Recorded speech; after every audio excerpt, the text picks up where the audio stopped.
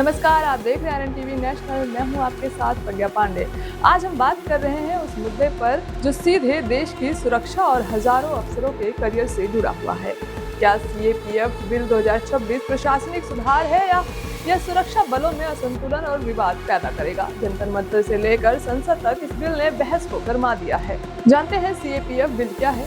केंद्रीय सशस्त्र पुलिस बल यानी CAPF जैसे BSF, CRPF, ITBP, CISF के प्रशासनिक ढांचे को सशक्त बनाने के लिए केंद्र सरकार ने CAPF जनरल एडमिनिस्ट्रेटिव बिल 2026 पेश किया। बिल का उद्देश्य है भर्ती, प्रमोशन और प्रशासनिक नियमों को स्पष्ट करना। सरकार का यह दावा है कि कदम ऑपरेशनल क्षमता और प्रशासनिक समन्वय को बेहतर बनाएगा। समझते हैं विवाद का मुख्य बिंदु। बिल में प्रस्तावित है उच्च पदों पर IPS अधिकारियों की नियुक्ति का अनुपात बढ़ाया जाएगा, यानी कई वरिष्ठ पद डेपुटेशन के जरिए भरे जाएंगे।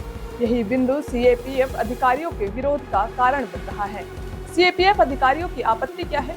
लंबे समय तक कठिन क्षेत्रों में सेवा देने के बावजूद प्रमोशन में देरी, बाहरी अधिकारियों की नियुक्ति से मनोबल प्रभावित, करियर ग्रोथ में असमानता। कभी कभी अधिकारी 15 साल तक एक ही रैंक में रहते हैं। अधिकारी कहते हैं कि अपने कैडर के भीतर अवसर बढ़ाने का अधिकार होना चाहिए।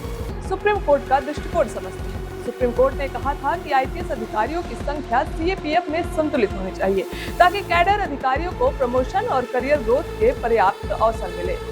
सवाल उठता है, क्या नया बिल सुप्रीम कोर्ट के संतुलन के फैसले के खिलाफ है?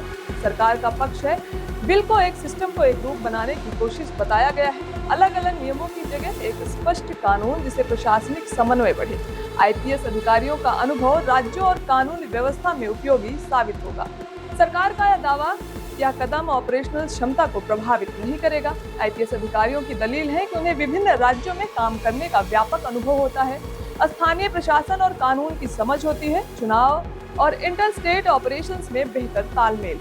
विशेषज्ञों का विश्लेषण, सुरक्षा विश्लेषकों का कहना है कि CAPF बिल अनिवार्य सुधार की दिशा में एक कदम है, लेकिन प्रमोशन और डेपुटेशन संतुलन पर विवाद बढ़ सकता है।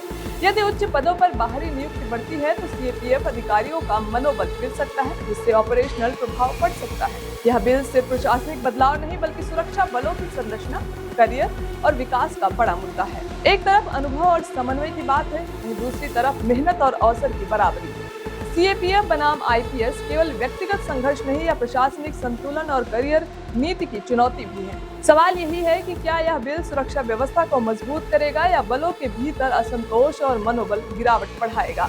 फैसला संसद में होगा, लेकिन असर देश की सुरक्षा प्रणाली पर लंबे समय तक महसूस होगी। फिलहाल के लिए इतना ही। खबरों के अपडेट्स के लिए जुड़े रहे RNTV नेशनल के साथ।